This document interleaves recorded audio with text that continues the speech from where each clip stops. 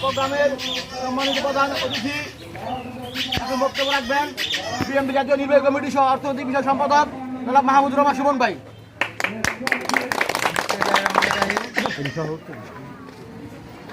দুঃশাসন, দুরবস্থা, অস্বস্তিকর পরিবেশে মানুষকে কিছু স্বস্তি দেওয়ার জন্য আড়াইহাজার থানা বিএনপি কর্তৃক আজকে এই খাবার পানি বস্ত্রালয় বিতরণের এই মহতী অনুষ্ঠানের সম্মানিত সভাপতি,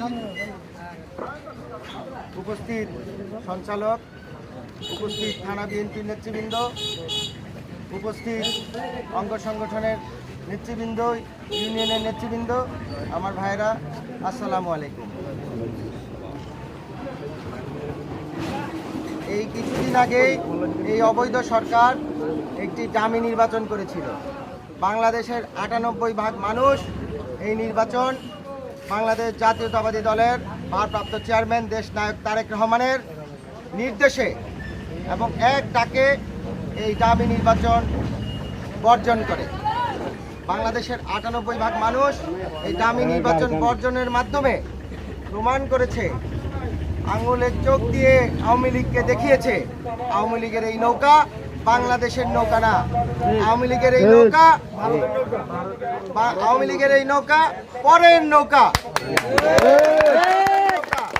এই ভারতের নৌকা বলেই বাংলাদেশের কোনো নদীর পানির হিস্সা এই সরকার আনছে না বা আনতে পারছে না, কারণ এই পরের নৌকা এই নদীতে, বাংলাদেশের নদীতে চলবে না, তাই তারা কোনো হিস্সা বাংলাদেশের আনেনি।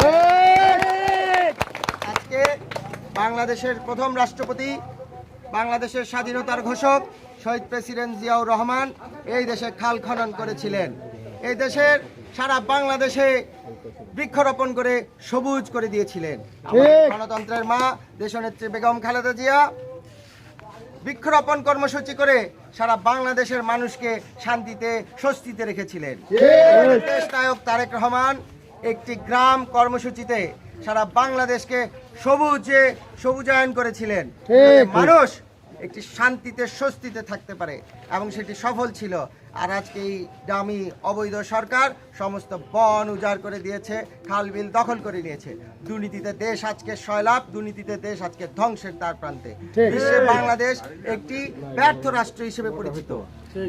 শুধু তাই না, আপনারা দেখেন কিভাবে সারা বাংলাদেশে একের পর এক মানে ভয়াবহ ঘটনা ঘটছে। যে আমাদের বাংলাদেশের দুটো শ্রমিককে ষড়যন্ত্র করে হত্যা করা হলো। এগুলি গভীর ষড়যন্ত্র বাংলাদেশকে বিশ্বে একটি ব্যর্থ রাষ্ট্র হিসেবে পরিচালিত করার জন্য।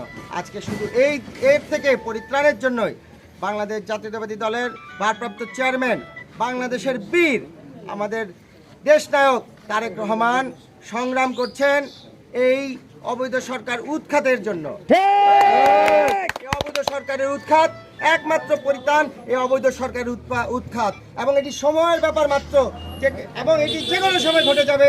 আপনারা প্রস্তুত থাকুন দেশনায়ক তারেক রহমানের নেতৃত্বে আন্দোলন সংগ্রামে।